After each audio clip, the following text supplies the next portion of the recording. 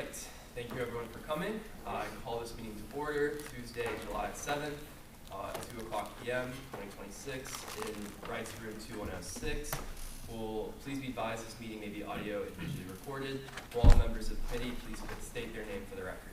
William Alexander. Colin Shumakar. Galen Jensen. Carlos Salas. Phoenix Comstone. William Folk. Pujan Patel. Noah Disher. Tyler Tyson. Thank you. Quorum is established with 9 members present. Will the public please state their name for the record?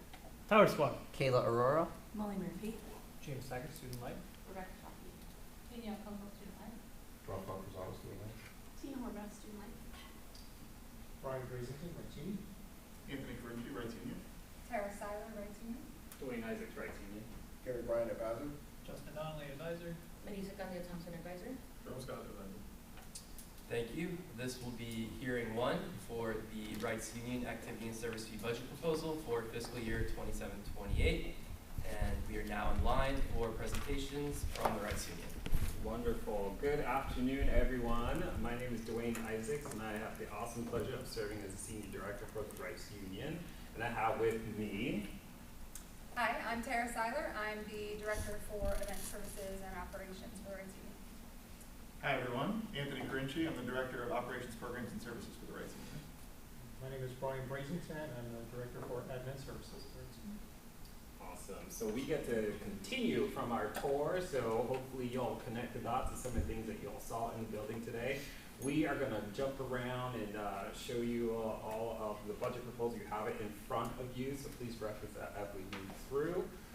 We'll take turns back and forth highlighting some of the information that's within there.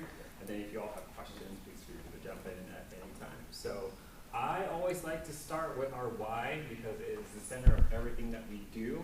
The vision is we are the heartbeat of the campus. We want and believe in that very much, and that everything happens and centers around the Reitz Union, delivering on the campus. And our mission statement boiled down is where people can find their sense of belonging, their sense of place, and where they gather and to grow into the holistic well-being students that we want all to be. We are going to start with data. So I want to give some context on why we started doing this a couple years ago. This drives a lot of our decision making behind our budget presentations, all of that. And so we synthesized a couple of bullet points into our data points that we'll walk through. From this slide, I want you all to zero in on that 3.8 million because it's grown over the last 3 years. It will start at 3.4 when we started collecting people counter data, then 3.6 and now 3.8. So there is some alignment. Enrollment has grown. 3.8 million is a lot of folks coming in and out of the building for a year, right? So about 300,000 or so a month, about 10,000 folks average daily, maybe even more. Those are rough numbers. Brian is a mathematician, he'll fact check me on that. Essentially, there's a lot of people coming in and out of the building, which is great for us, right? And we have the awesome privilege of serving those folks. The other thing that I want to call attention to is our student employees, right? So this year we had 180 student employees, and this isn't on the sheet here, but about 40 or so, 50 of them graduated, meaning that they were with the Reitz Union for their time in undergrad and graduated, and we do a lot of special things for them. So I'm super proud of that number. You'll hear about some of these other data points from my colleagues here, especially that robot. I won't steal Anthony's thunder. Actually, I'll have him talk about it right now. That's okay. Yeah, sounds good. So you may have noticed recently in the past couple months, we've had 2 autonomous robots that we leased going through the Reitz Union. And so going back to what Dwayne was talking about that 3.8 number and about using data to inform decisions, we keep growing with the number of traffic, the number of visitors coming through the Reitz Union. And so we were noticing a need to try to keep up with restrooms, with floor care, and cleaning in general. And so we know that it's difficult to hire more people, it's a big cost, it's a lot of challenge to maintain those folks. And so we engaged in this autonomous robot program. So we leased 2 of them.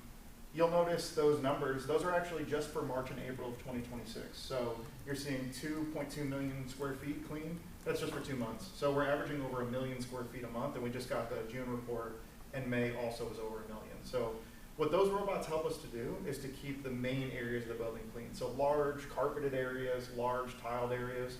So it allows us to use our people power to keep the restrooms clean and to keep the student spaces clean and the student offices clean. And so we're trying to maximize our resources using that data to try to help us take care of the spaces in the building. The maintenance and lost and found numbers you can read on your own, and they're in the book too. It just kind of highlights how much activity is going on in the Reitz Union on a yearly basis. So. Awesome. Yeah. The So back last over to- number it's also not on here, but I find it fascinating, is how much we spent on toilet paper. So somewhere between $20,000 and $30,000 on toilet paper, if you ever wonder. But we are still the cleanest restrooms on campus that we are very proud of. And I don't know if that's an official rating, so. But many people do come to the Reitz Union just to use the restroom, and we get that feedback all the time. Yeah, so I'm going to talk a little bit about event services. We definitely spent a lot of time during our tour looking at some of our event services spaces. We've got a few of our data points here for that operation. Just a couple reminders, we do see about 15,000 bookings per year through the event services office.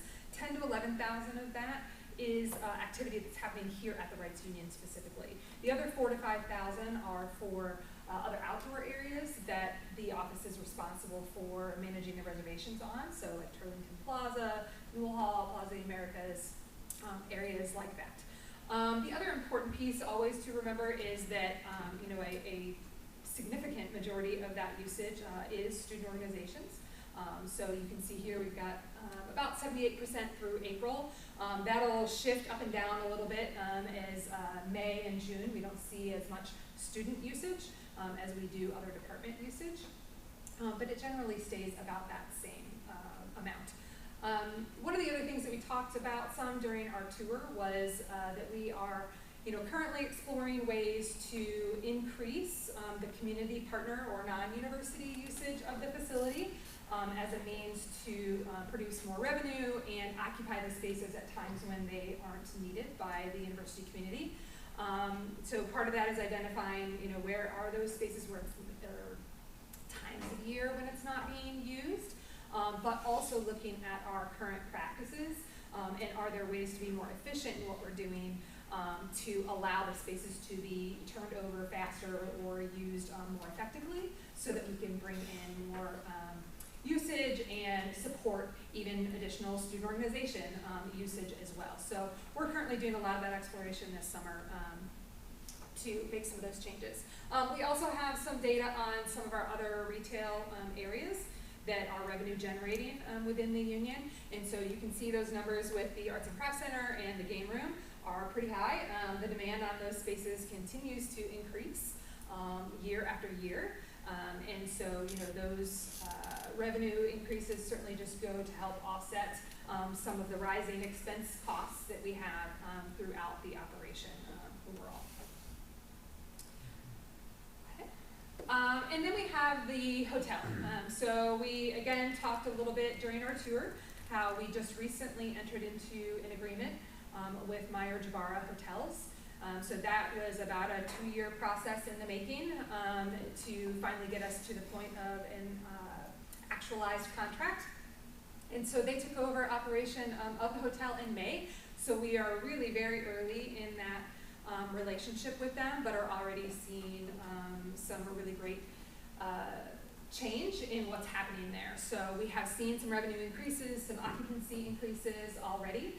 There, some of that is driven by their dynamic pricing of the space, so basing it more on demand and comparing with other hotel properties in the area to determine exactly what rates make sense to charge. So in some cases, a guest may pay more than they have in the past. In some cases, they may pay less.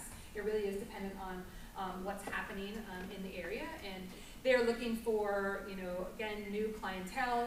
Where are their missed opportunities? And one of the great things that we are excited about is continuing the partnership with them and also with our Chartwell's partners to identify some of those, again, client bases that we aren't really tapping into right now. They each have their own level of expertise in supporting and working with events and can help the event services team either leverage those relationships that they have or seek out additional business that we haven't currently been tapping into. So we're excited about what those bring. I also wanted to just touch a little bit on kind of experiential learning with our students. Dwayne already talked about how many student employees we have here in the union.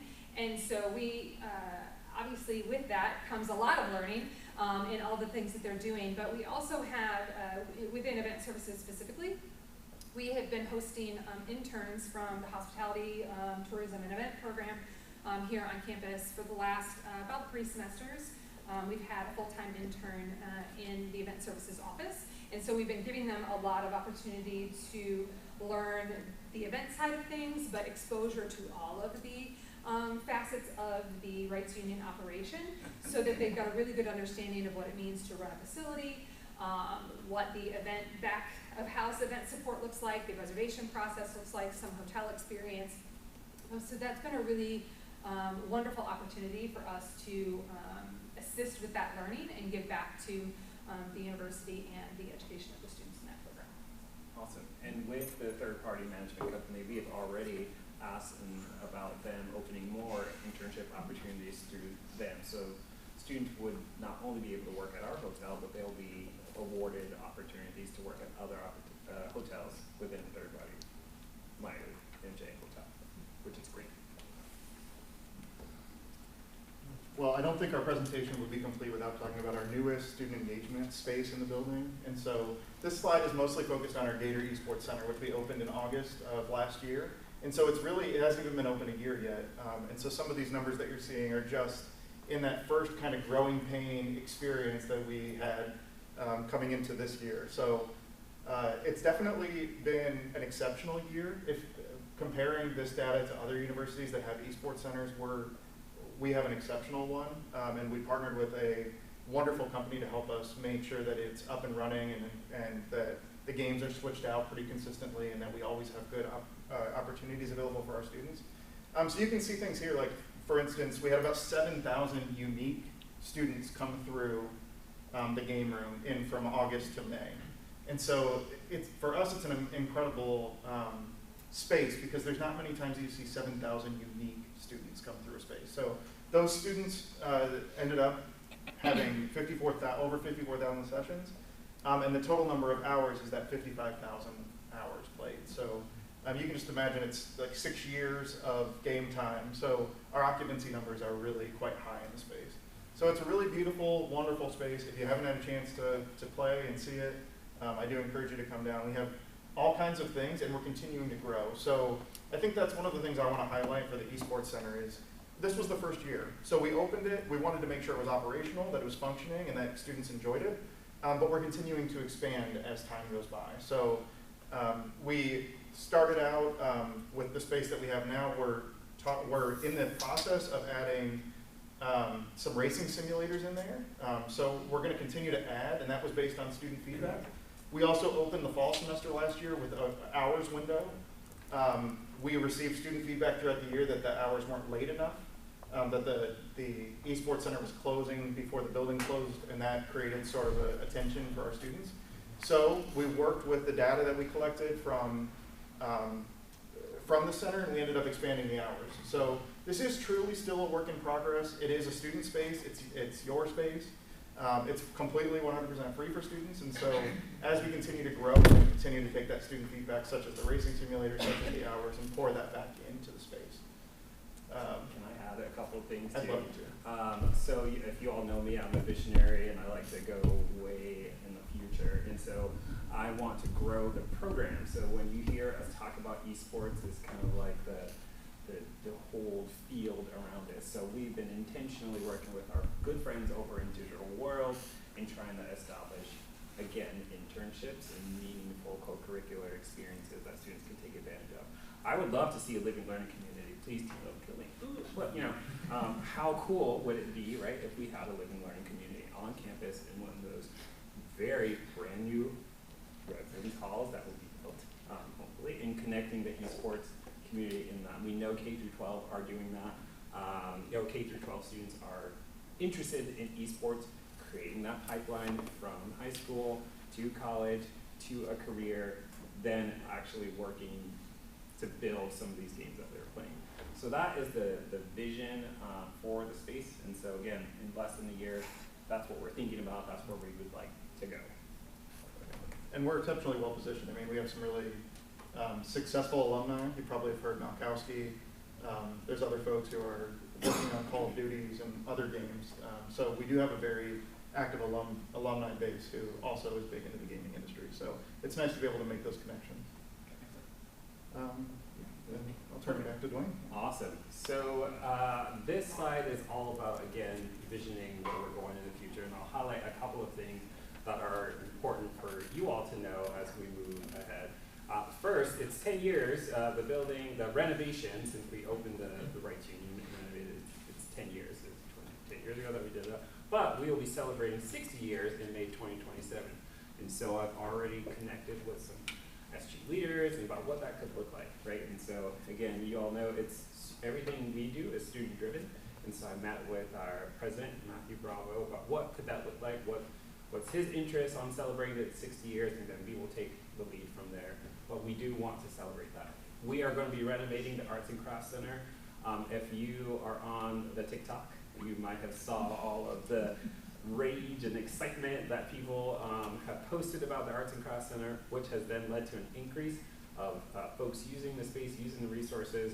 And so we were luckily able to get some funding that will support a renovation that will start in the fall. Access control, that's safety. So if you read anything, that is so that we can lock the buildings down with the touch of a button. And so that is probably my highest priority on this list of things that we need to do in the building to help secure and help make it a safe space. We are actually, the next one is alumni engagement. So what I've learned in my short 4 years here is that there is a high Gator spirit outside of these walls once folks graduate, and I want to bring them back and connect them to their time in the union. So much so that we had a Reitz Union takeover, and I got to meet an alumni who was kicked out of the Orange and Brew. He was very excited that he was the first person to be kicked out of the Orange and Brew. Not sure why that was an exciting thing, but for him it was, and we loved that it was for him. Beautiful memory for him. You want to talk about the bookstore renovation since you have been? Yeah, sure. Well, we're 2/3 of the way through the bookstore renovation, so if you haven't had a chance to go see, essentially we're just updating it, modernizing it, and yeah, they're getting ready to actually start the new entrance. It's going to come off the food court into the bookstore, so that space is going to get a major facelift. So if you see some construction barriers or things going up, in a couple weeks from now you'll see kind of a brand new facade that welcomes you in there to try to make it more official. Like this is the official store of the Gators, So just some things that we're lacking. So yeah, just an updated. It's cleaner, fresher, better lighting, better flooring, better everything. And so the bookstore is not necessarily under our purview, but it is connected to the Reitz Union. And so oftentimes people think that the Reitz Union controls the bookstore. And so we work very closely with our business services partners, and we are immersed in that project as well. So we're excited about what they're doing, which it also includes the food court dining, well, I should say all dining space furnishings in the Union. It's a little, I like Anthony's word, tired. And so we are going to figure out a way to update that, maybe some soft seating, maybe some different zones in all of the food court spaces, and then down where the subway locations are. We want to update that because it's the most exciting bullet point up there. We have a whole slide dedicated to that study lounge, so I'm going to skip that because you're going to get that later on. And then we have slides on building repairs. And Farmer Box kiosk is something that I'm super excited about. It leads into our lifelong well-being pillar for student life. And so very soon, in 2 weeks, in 2 weeks, we will have a dedicated spot where students can get medications, a pharmacy kind of medications it's called Pharmacy Box. And so it's a way to serve students after hours. Students are good partners with Student Health Services, are not open 24/7. So if you need Tylenol or Advil or any kind of those things, we'll have now an option outside of the Union that students can take advantage of. Very, very exciting. And then the South Terrace and Liberty, That is almost done, and we still have a few things that we have left there, but that is a nod to our military and veteran students. And so we're super proud of what that space is now and going to be, and the activation that we have done for that, which you all have seen. So, all right, now we get into the fun stuff. Fun stuff, yes. So we're going to go through our budget for this 27-28 year. We are requesting $6,267,552, and this is in line with your request to have a zero increase from the previous year. This slide will show an amended 26-27, a 27-28 cost to continue, and a 27-28 A&S fee request. We like to show the entire Reitz Union budget, which you'll see is $8,989,768, to give you a full picture of what it takes to truly operate the Reitz Union. A&S covers about 70% of our operations. We have to make up the other 30%, and so we'll go through where that other 30% comes from, as well as where we're spending the 70%. I know this screen is really small, and so we'll get into some line items here. The first area I want to touch on is how we make our money to make up that 30%. This is the expected revenue from each of the various departments. I'm going to touch on a couple of them here without going through all of them. The first one I want to hit is Food Service Commission. We do partner with business services for the food court and food service. They pay us a commission for chart rolls being in the building. That's a negotiated dollar amount. It will go up every couple of years. And so based on contract and not fall that, chart rolls paying business services, they will then pay us. We're expecting about $490,000 over the next couple of years. The next big one I want to touch on is the hotel. For those of you who looked at last year's presentation, that number was much bigger. It was a little over $1 million, and so we're only showing $400,000 this year. The difference is the operations of us versus Meyer Jabara, who's the company who's managing the hotel. We received all of the revenue prior, and it was about $1 million. We are going to receive net profit going forward, and in that contract we have some minimums, a floor essentially, of which they have to meet. The first couple of years it's $400,000. We are expecting more in years 2, 3, and 4, but until we get there, we're not sure what it's going to do. That switch also will impact some expenses that we'll see here momentarily.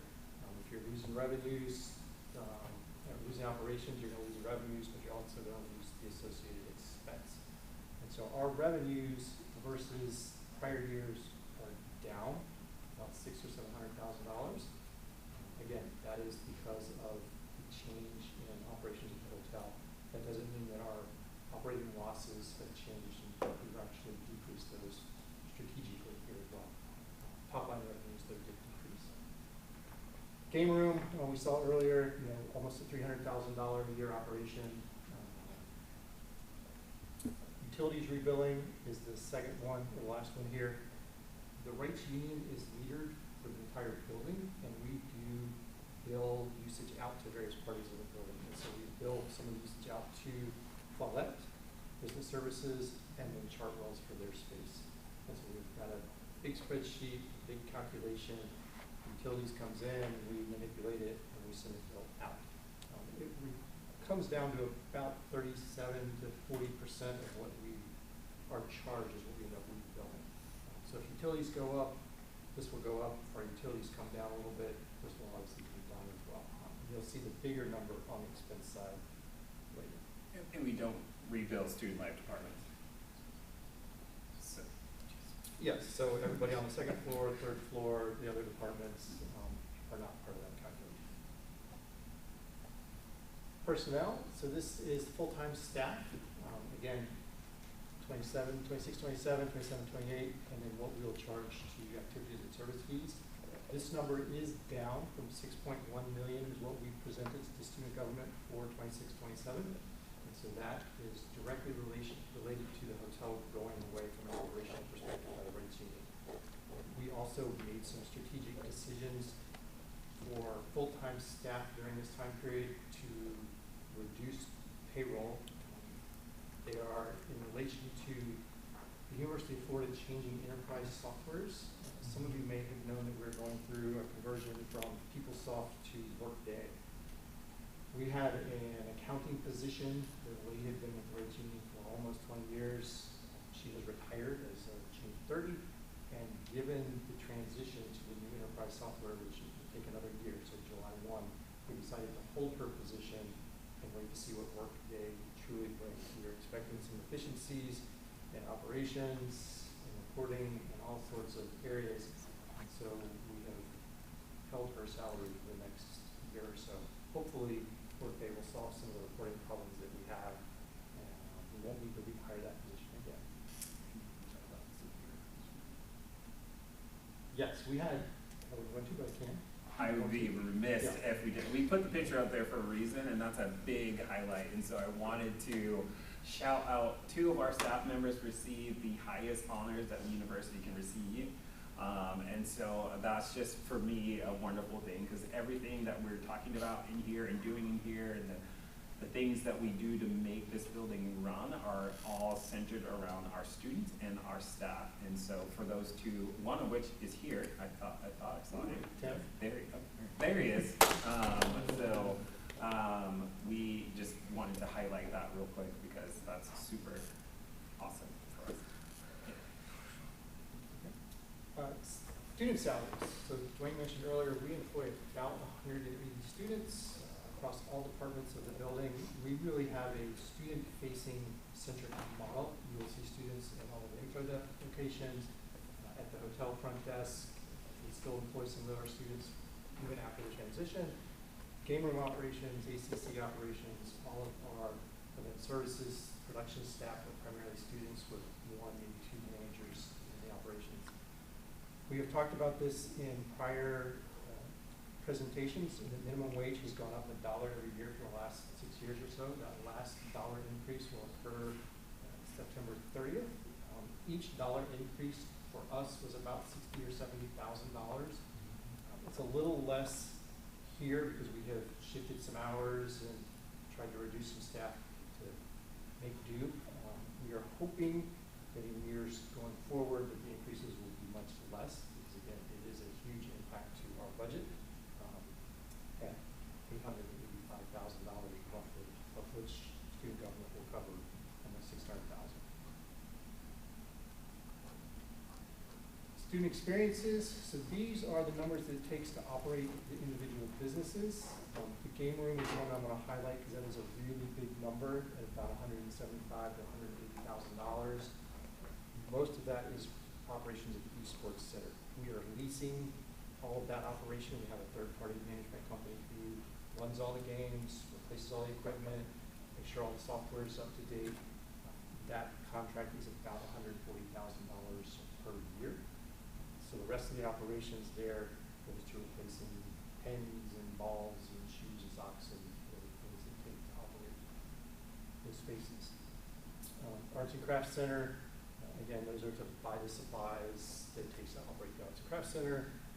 RU Experiences, those are the programs we do in and around the building, and the expenses associated with that. Event services and event productions, and so this is the money that goes to put on all of the event spaces we have in the building. It goes to cover tables and chairs and miscellaneous equipment, things that get broken, carpet cleans, all the stuff.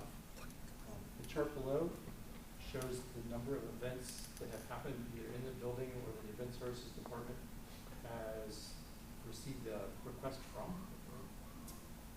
15,000 this last year, 25-26 for the full year of data.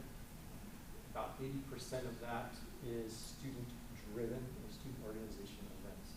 So you think about 15,000 events that occur in and around the space, and that our team of 5 has managed from an event productions, event services perspective on getting it in, booked, and then executed on the back end. Safely. And we tie that number to the 3.8 million people that we have in and out of the building. We have a lot of activity happening. Operations. So this is what it takes to manage the building. Utilities, I'll hit that number first, $1.2 million. Again, it's a cost that we get from facility services for utilities in and around the building. The second number is overhead assessment. We're showing $753,000 for this year, next year, and ANS is 0. And that is a huge change for us this year. The University of Florida went through an audit by the state in November-ish or so, October, November of last year. And the state auditors found that they did not like activities and service fees dollars paying for the overhead assessment. And so we thought that was great because we didn't like paying it. It's about $500,000 of that 753. So it's a very large portion. However, the university decided they were okay if they paid for those charges by some other color or pot of money. And so in March-ish, we had to shift all of the related expenses to the overhead assessment out of the activities and service fees into our auxiliary operations. And going forward, the auxiliary operations will cover the activities and service fees that are charged on the activities and service fee portion. So think about that for a second. Doesn't seem right to me, but that's okay.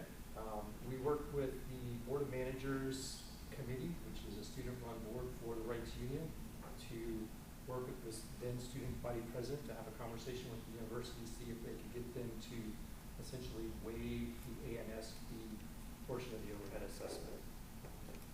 Those conversations started, but they didn't come to a conclusion. We have talked to Matthew Bravo already, and he wants to continue that conversation. We are asking the Budget Committee for support to continue this conversation as well. We are also the only ANS fee unit that is paying an overhead assessment on the ANS fee dollars. Let's let that sink in. So if the $508,000 were to go away, if we didn't have to pay that, that would put a tremendous relief, provide tremendous relief on our budget, which we'll see that here momentarily. Some of the other operationals, Gator Market is a farmer's market-esque type of program that we started this last year on the North Lawn. Many of you have probably seen it. They have up to 60 to 70 vendors that come once a month that are selling things that students are interested in. We do have a number, I don't know the number of student vendors. It varies. No, probably. It varies depending on, but probably somewhere in the 5 to 10 range. Okay, so 5 to 10 of those 60 are actual student vendors who will sell their products. The little dollar amount that is there is to get tables and chairs, tents and stuff for the put on the market there. Last two, housekeeping and hotel operations. The housekeeping department, this covers all of the housekeeping supplies, toilet paper, paper towels, floor cleaning supplies, various stuff to keep the building clean. We are obviously very proud of our housekeeping staff. They do a fantastic job keeping this building clean and operational for you, our guests, students, etc. As Dwayne alluded to, we have been told that we have the cleanest bathrooms on campus. We take great pride in that. And many of our students will say that they may be off campus somewhere, but if they're heading this direction, they will absolutely wait till they get here to do the business. The hotel, operationally, that used to be in the $200,000 range. It's coming down and will go very minimal here, 2 years to $67,000 represents the associated overhead assessment on the hotel for the last calendar year. So after we pay that this year, it should be pretty minimal.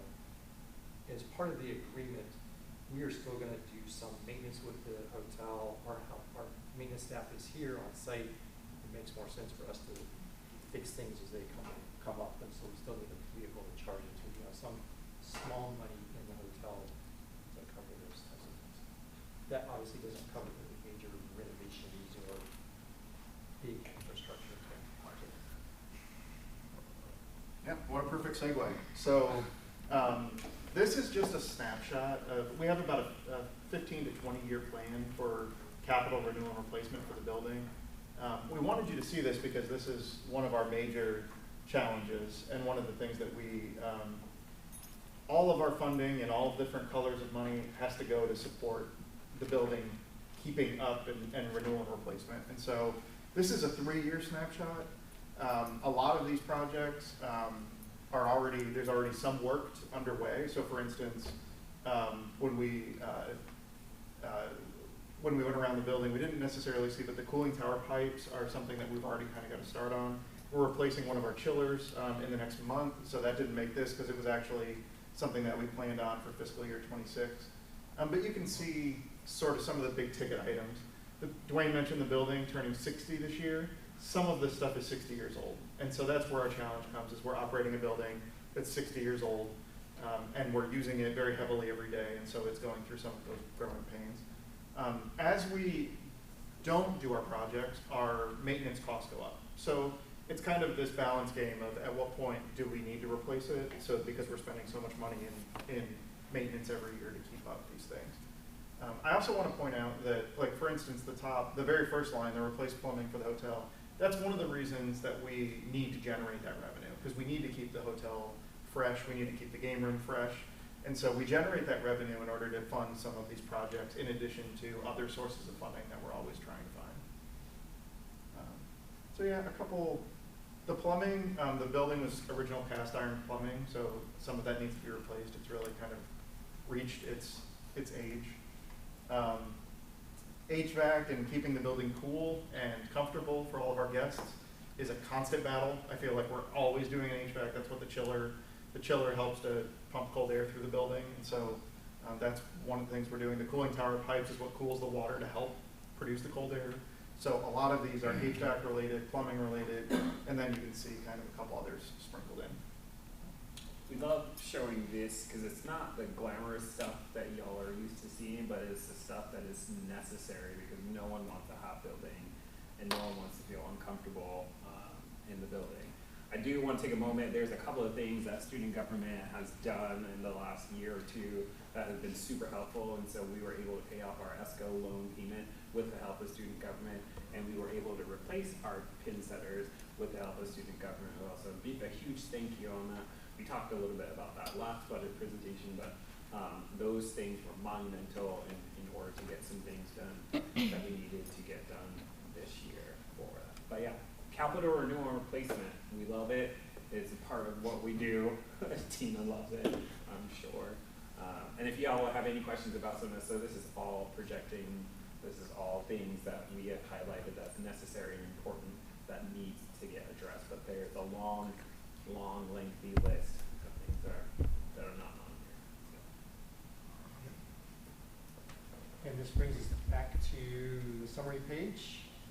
The number that I want to highlight here is the shortfall at the bottom for FY 26-27.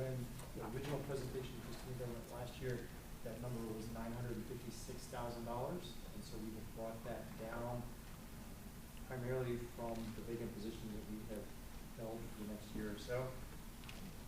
That then makes 27-28's number smaller versus what it would have been last year, and that 956 stayed, it would have been over $1 million. The numbers just above that, major maintenance and repair reserve, hotel reserve, are reserve lines to fund exactly what Anthony just spoke about. Big projects, something may break, we never know when that can happen. Unfortunately, those numbers are probably too small for a building this size and at the age that it is. Granted, parts of this building are only 10 years old, but 10 to 12 to 15 years is when you start seeing things break. And the other half of the building is 60 years old, which things are way past their breaking point. When Anthony said that the cast iron pipes in the hotel and other areas, those are original to the building. And so the lifespan of a cast iron pipe is not 60 years. Yeah. Contrary to popular belief. Yes. Well, they do break, and then every repair is somewhere usually in the range of $6,000 to $8,000. So we're as I mentioned, kind of weighing that the cost of maintenance operation versus the cost of replacement. You know, if we spend $6,000 to $8,000 5 times, that's $40,000 all of a sudden. And so, at what point does that tipping point shift to where it's almost more valuable to do the full replacement And so that's what we're constantly battling. And then also you have the ramifications of having a pipe burst up in the hotel, right? So you've got an unhappy guest, you've got a room offline for a certain period of time. And so anyway, that's all goes into some of the work that we do. We do have 2 supplemental requests. The first one is Esports. Yes, I will take that. Yep, so you all heard about that $149,000. So if you really think about it, that's to save in the staffing and support. And so what other esports centers do to operate is that they hire 1 or 2 full-time professionals, lots of student employees in order to make that happen. And we have chosen I hate to call it the Auburn model, but Auburn did it before us, but we won't count them. And so we do it better. And so yeah, that is the supplemental recurring request that we are asking for. And again, it basically goes into that. And if you want, we can answer more questions about how that all works. They replenish the games, they keep all of the peripherals up to date. They can order new games. I got confirmation. Someone on the tour asked me, how do we get new games? When you all complete the survey, they will order it based off what students want. The biggest thing that they also do for us is data. A lot of other institutions don't have the robust data collection that we do. And our vice president and our president, I imagine, do want data. And again, as we grow and move into the future, not just looking at the space, but looking at how many students are using it, how many students are connecting that to their career, and how many students are using their time in the Esports Center to connect to their retention, persistence, and graduation rates, and then maybe career placement. And then we do have a one-time funding request. And so this is that G440 project that was on a previous slide that Dwayne touched on and said we'd revisit. This is a space downstairs in the ground floor, kind of near Nosh Spot, the market, across from the game room, that used to be used to house lease space, essentially. So we had a testing center in there at one point. University Police Department used it at a period of time. It's currently unoccupied. And so we had 3 senators actually come to us last semester and say that they wanted to look at building more study space into the student union. And so this is a trend we're seeing at a lot of peer institutions at other schools. And so as kind of UCF, USF, UT Knoxville, Embry-Riddle was one that I just visited that has study space within their union as well. And so it's an opportunity to allow for more of a tailored space for executive student org meetings, smaller groups, study rooms, kind of more of a in and out sort of service rather than, we know that our meeting rooms are heavily utilized. We talked about the 15,000 reservations. So we know that there's sometimes where groups can't find a space, and so this would help us supplement the building for that. Again, this was a student-brought project, so 3 senators were kind of the masterminds behind this project and brought it to us. But it was something that was on our radar. We actually did a union survey 2024, and the #1 amenity that students wanted to see in the Reitz Union that wasn't present is study space, is dedicated study space. And so this is something that was already on our radar, that we were looking for space to have. Students brought it to us, and so it seemed like a perfect match. And so we're hoping that we can, these are some initial kind of just renderings on it. We have done some pre-construction, so we have estimates on how much it will cost. So it's not just a number that we've thrown out of nowhere. We have met with architects and kind of created a pre-construction design out of it. And so in hopes we would be able to renovate the space, create those group rooms, and then also create some more loungy spaces for students to hang out as well. So, anything I missed? And then the last piece, Newell Hall.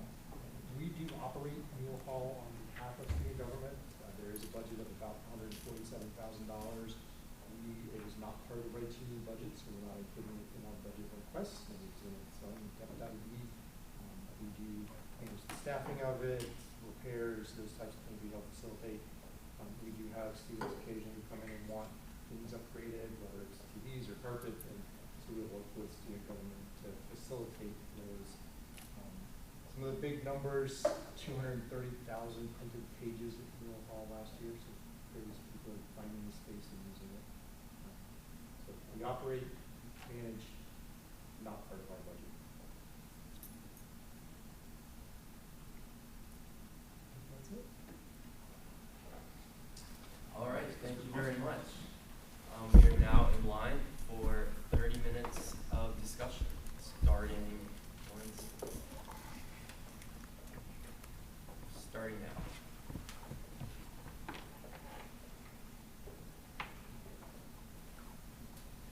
I have a question about the overhead assessment. I'm just a little confused on what you meant by it. What is, because it hasn't changed from 26 to 28, so I'm assuming that it's mostly fixed cost overhead, correct? So the overhead assessment is charged by the university that they do on a calendar year based on your expenses. It's 10% of your expenses. And so if our expenses, again, based on the previous calendar year, go up or down, it will go up or down a little bit. I just received the number for this year, upcoming fiscal year, so I generally just pay the future year at the same number. Because again, we don't know what it's going to be. The actual number for the Reitz Union is 811,000. 50 of that is pulled out of the hotel, and so then the other 750 roughly is the Reitz Union, and of that, 508 would have been what was charged, would have been charged to the activities and service fees. And if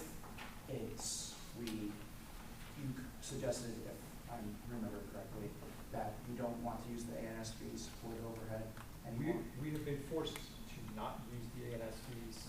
So in prior years, activities and service fees was charged the ANS fee, and we did use the ANS fee to pay for the overhead assessment. The state auditor said you cannot use ANS fees to pay for the overhead assessment. The university interpreted that as we can still charge the ANS fee, but they have to use other sources of money to actually pay for it. Which would be auxiliaries. Which So would be remember that colors, Yes. money conversation, ANS and auxiliary. And so ANS no longer can be used to pay the overhead assessment fee. It all will come from our auxiliary space. And the last point of that is the Reitz Union ANS is the only ANS fee unit being charged the overhead assessment by the university. So some more contextual things. So years before I got here, I think there was a report done and a study done from the entire university. I think it was Huron that did the report. And so it was determined there how overhead was going to look like for the ANS across all of the entities, right? And there was a decision made to keep the ANS, the tax, the overhead for the union. Still kind of hazy on, how that happened, but there is opportunity there, right? What I will recognize is that if the ANS overhead assessment for the auxiliaries or whatever goes away, it must come from somewhere. So the university, I can't just say, take it away, because then it must be made up somehow. So it's not as easy as it sounds to just remove it, which is probably why we still have it, but it does leave room for some conversation about how might, that look like for the Reitz Union, since the other ANS entities don't have to pay it. Is that a good summation, my colleagues? Yes, thank you. That was a little bit information overload for me. That's okay. Yeah, sure. Thank you guys for your presentation. I wanted to speak about your generated revenue line item, specifically the hotel line. It says the revenue for fiscal year 26-27 was $400,000. Is that correct? That's what we're anticipating in this phase. Then on the hotel slide here, it says your revenue for July 1st, 2025 to April 30th, 2026 was close to 900. So what are you expecting? So we're two different fiscal periods, and 25-26 period we just ended. The Reitz Union managed the hotel from July 1 through May 5th. And so the University of Florida, when they step back, is on a fiscal year budget of July 1 to June 30th. And so we recognized all the revenue from July 1 to May 5th. Meyer Jabbar picked up from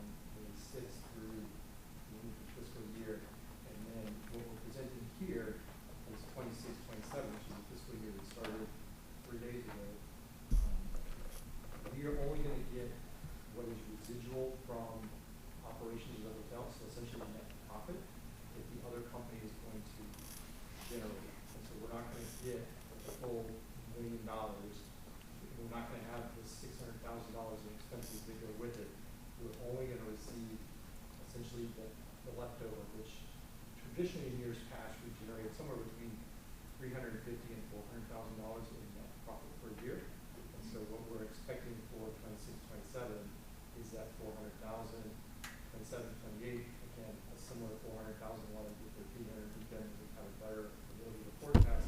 My hope is, and their promise as well, is when we get to this time next year, and we're doing budgets for 28, 29, and we're looking at 27, 28, that 400,000 will be 550 or something much larger.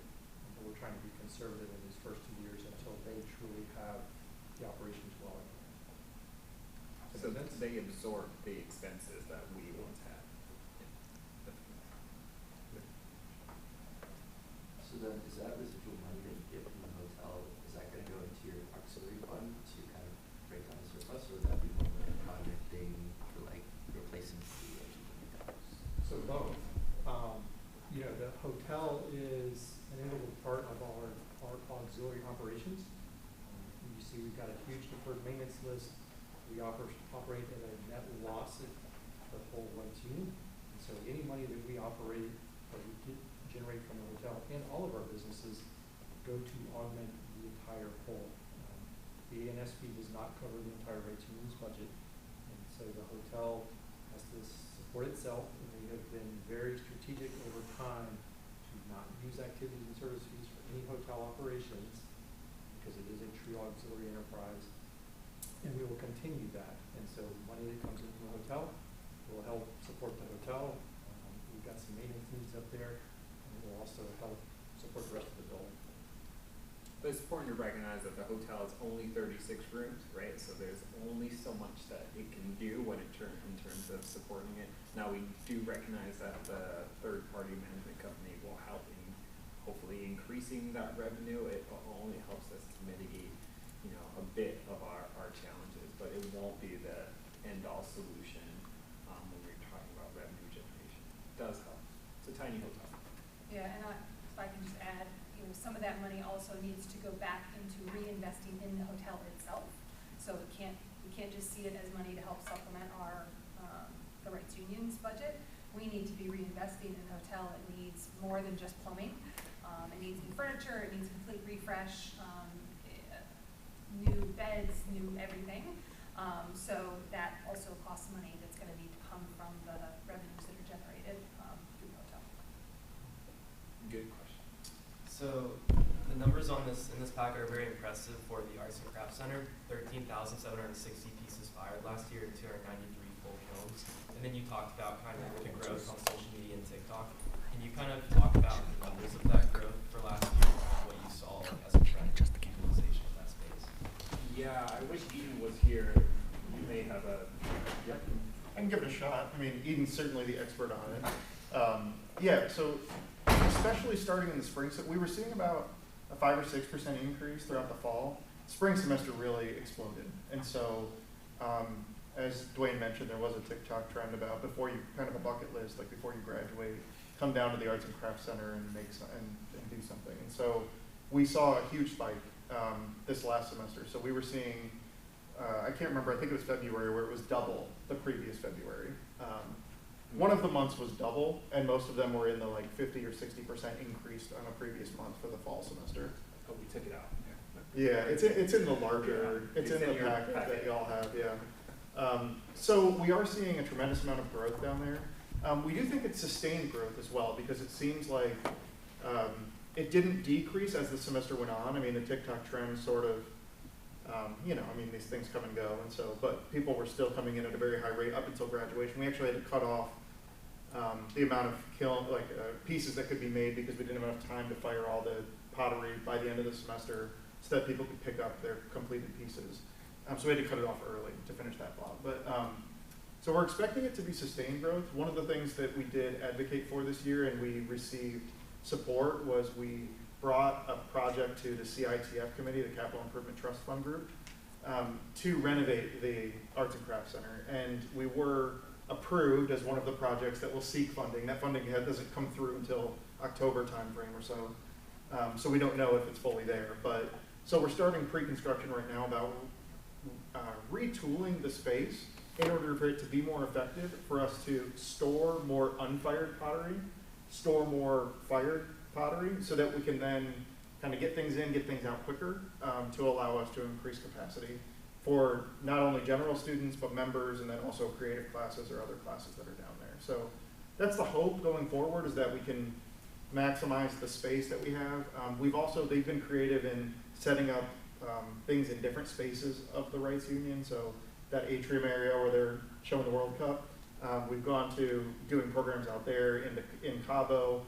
We partner with Gator Market and have arts and crafts come up to Gator Market and do some things in that space. So we're trying to find other ways outside of the space because the space is so limited. So we're going to renovate the space.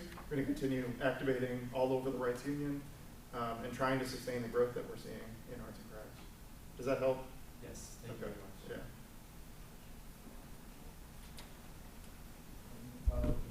Do you guys have numbers on your operating deficit for the 27-28 fiscal year? Yeah, I think.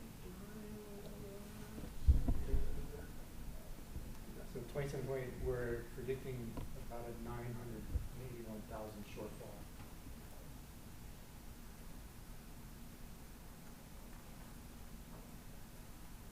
I guess I have a question. So based on that shortfall, what are you able to kind of offset through like holding salaries and kind of the measures that you take to kind of save and conserve funds to kind of make up that deficit? Like what is the true, like what are you able to accomplish in those regards? Yes, and you have a page in your book that has, I think it's like 6 or so or 4 or so bullets on what we admitted. So it's positions that we've eliminated.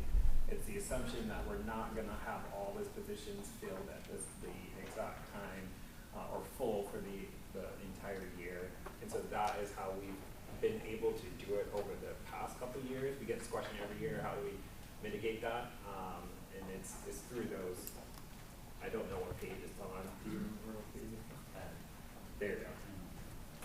But just elimination of positions, which is tough, right? When you're talking about 3.8 million people in the building and keeping it clean, often you'll see some of our custodial positions in there, which is connected to why we have the robot, so that with that loss we can use autonomous robots to clean at night. Our third shift has taken a great hit, and that's usually when we do the floors and things like that. But salaries are the main thing that usually gets cut first in order to make those mitigations. What we try to stay away from is building hour reduction, which is not what we want to look to, what we may have to look to in the future. But it's really hard to do that when we get requests to extend hours, like the Gator Esports Center. We only had it open until 10 in the beginning, recognizing that we didn't have all the support, but we were requested by students to extend that very quickly within its opening. And so it's an